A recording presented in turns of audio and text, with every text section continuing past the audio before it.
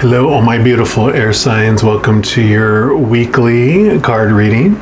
I am bringing in a wonderful angel here. She represents, air to me because flying in the air. So I'm bringing her here, and I'll put her in the corner here because she's going to guard over our reading today. And just be the representative for all our air signs. So all you Geminis, Libras, and Aquarians, welcome. This is the reading for you.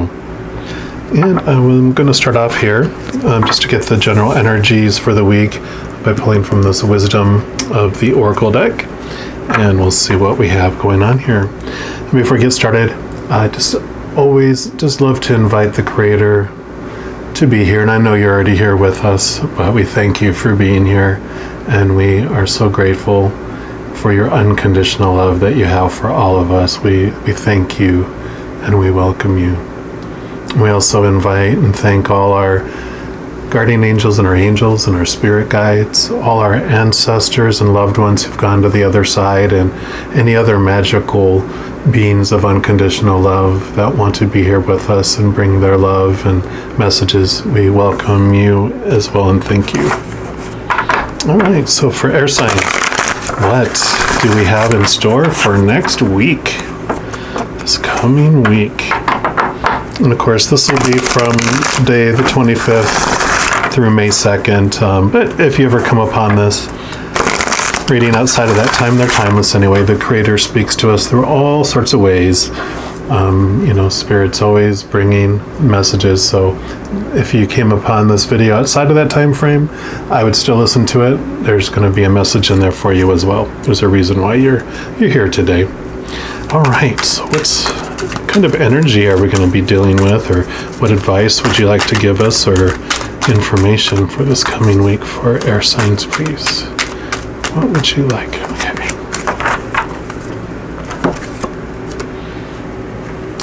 Got the Observer card.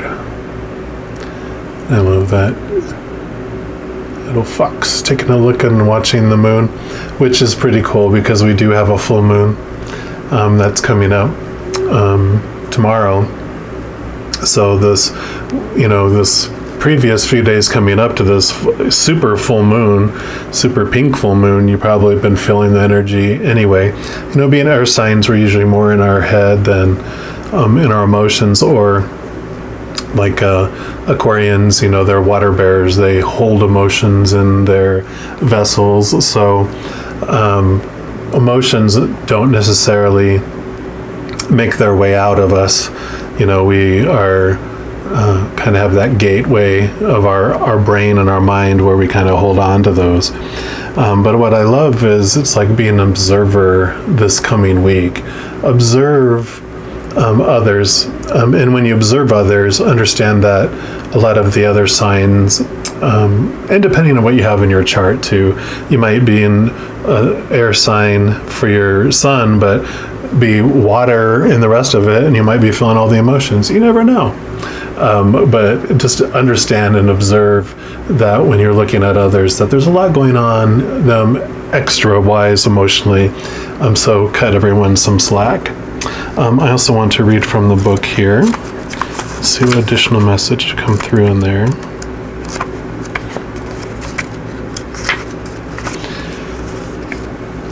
So this card is all about perspective, objectivity, neutral observation from a distance. Air signs, we're good at doing that, aren't we? We can observe things without getting drawn into the emotion normally. So, this is a good week for you to get rooted in that air sign quality and kind of rise above and just keep that observer, higher perspective, looking, not looking down on people like looking down on them, like you're lower than me, but just keeping that higher love vibration and love view of things and seeing the big picture.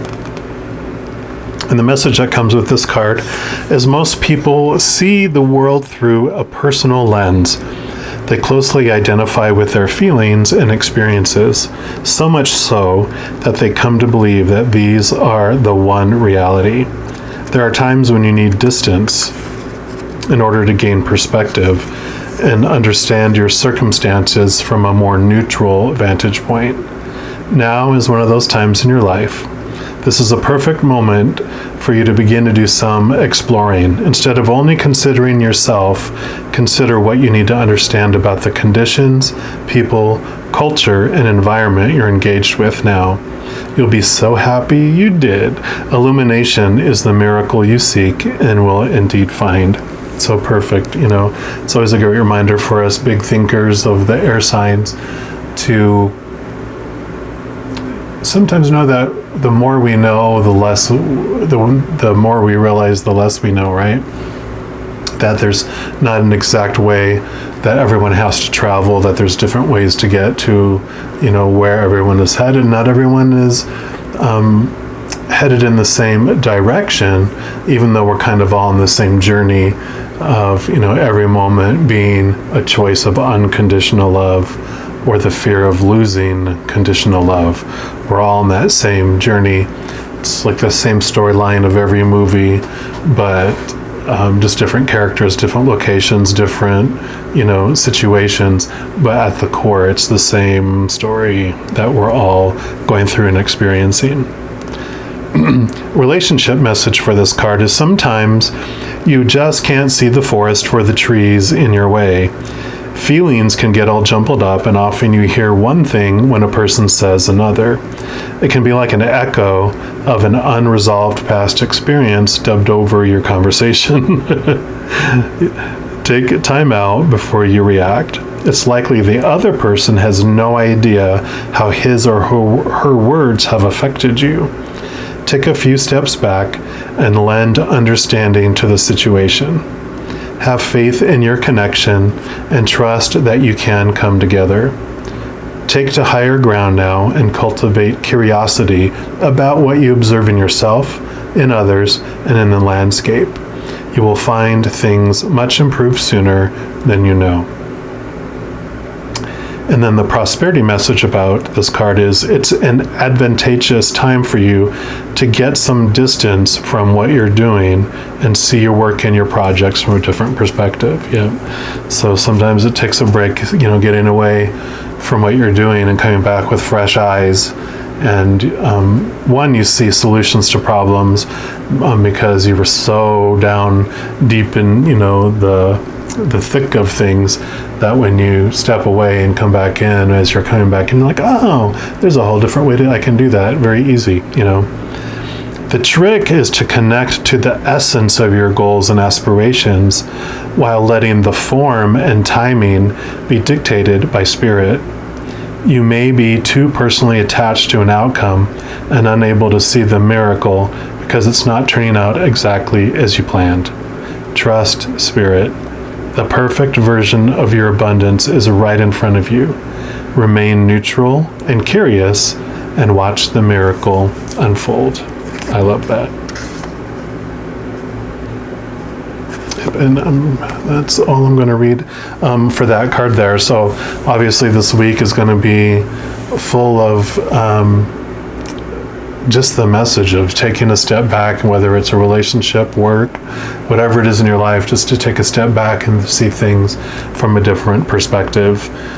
And it'll be for your benefit, to do that. I'm going to pull a card here. This is the archetype cards from Carolyn Miss, and they basically just talk about personalities, and I just feel I'm drawn to these cards as well for air signs because it feels kind of mental to me, but it also allows you to kind of gain inner perspective on a personality. So this could be you. This is a general reading, so it's not going to be the same for everyone, but this can be you, or it can be someone that is the kind of relationship situation you're dealing with, and this will give you a new perspective on them because it's going to give you two viewpoints. So what information do you want to give us for this next coming week for the air signs, please? Okay. Like that's going to be the one there for us.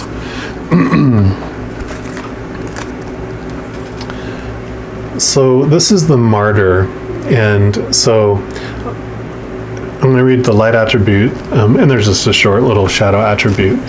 But when it comes to experiencing someone in your life who you feel is a martyr, so we're going to do that one first, where we're looking out there going, look, there's a martyr in my life, and it's driving me crazy, right? But the light attribute of a martyr is that they learn the transcendent nature of service to oneself or a cause. So, the shadow attribute is addictions to self-pity. So, in the beginning, almost everyone is taught that how you get attention, how you get things to happen your way. As a baby, what do? Wee! You cry because your diaper needs changing, you're hungry, or you need to be burped, or you're gassy, or but you're communicating like, I'm not feeling good, and someone needs to do something because I'm too young to do it myself. And then people come to us, and we get used to that, right? So some of the stuff that we're taught that carries around too is there's like 3 stages of how to manipulate, or how we are manipulated. And this isn't a training course on how to manipulate others. It's more information so you can be aware if someone's doing it to you or you're doing it to others. It's about awareness. This is not an instruction video. But the first thing that we're taught is if we act hurt, if we act like we're a martyr, then we get attention. Because we're taught that other people's emotions are our responsibility. If someone's sad, we feel like, oh, I'm the one that's supposed to make them happy. And that is not true. That is one of the wonderful adventures that we have here, is to feel what it might, that feel like with that pressure of trying to control something that's outside of your control. Because you can give someone the entire world, and if they're not happy on the inside, they can still choose to be unhappy, even though they have everything in the world that's supposed to make them happy, right? So everyone gets to choose whether they're happy or not.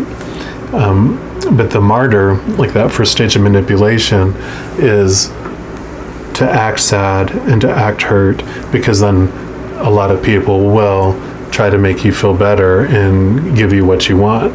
And if that doesn't work, then the second stage is we get more aggressive, and what I call the bully. You try to bully people then into doing what you want them to do, which is, getting angry, even physical, and, we're upset and just loud.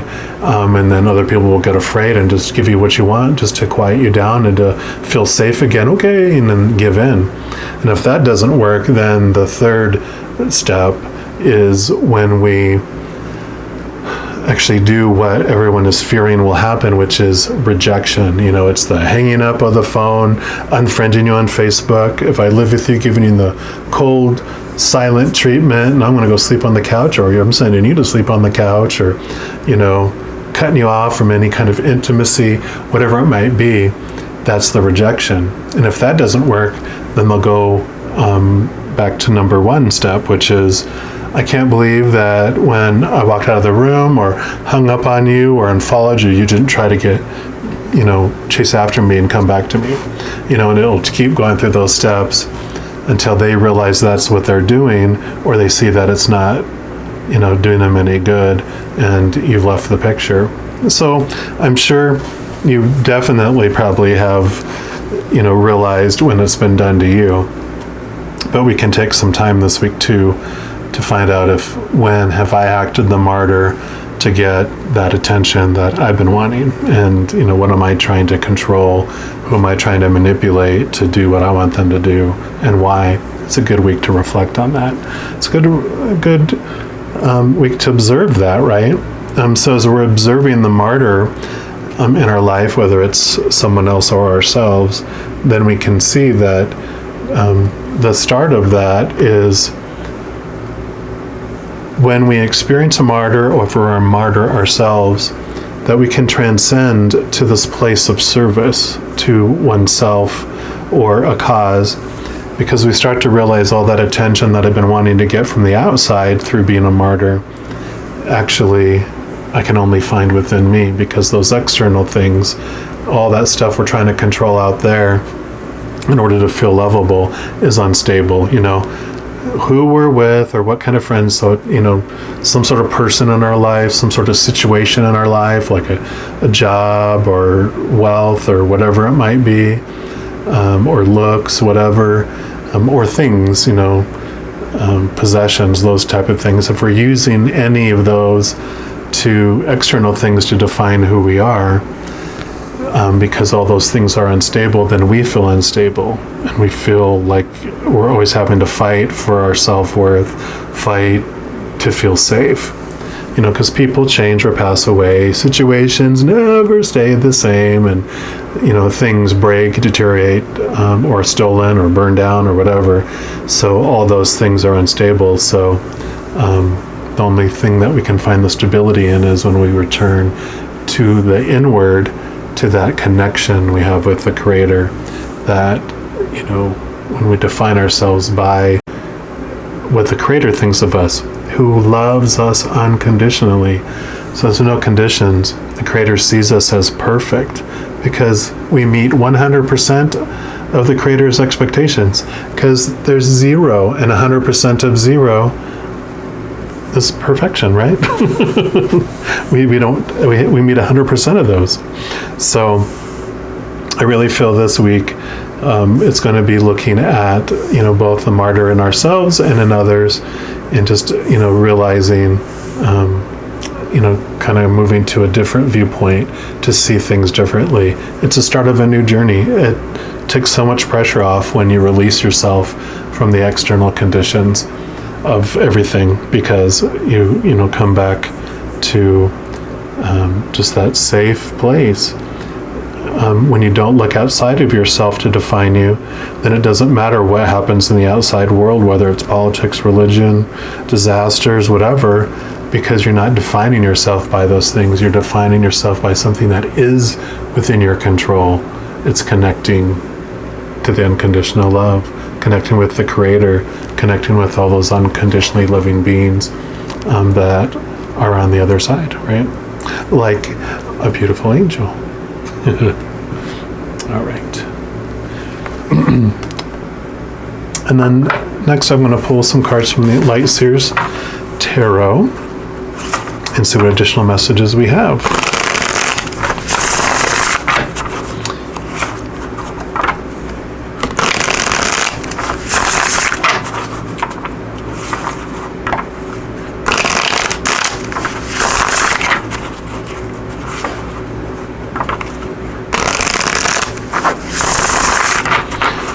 And just another message popped in here for the martyr too. One of the things that, when we let go of that definition that we're putting around that person, you know, if we have a martyr in our lives, we don't have to judge them by, you know, labeling them this.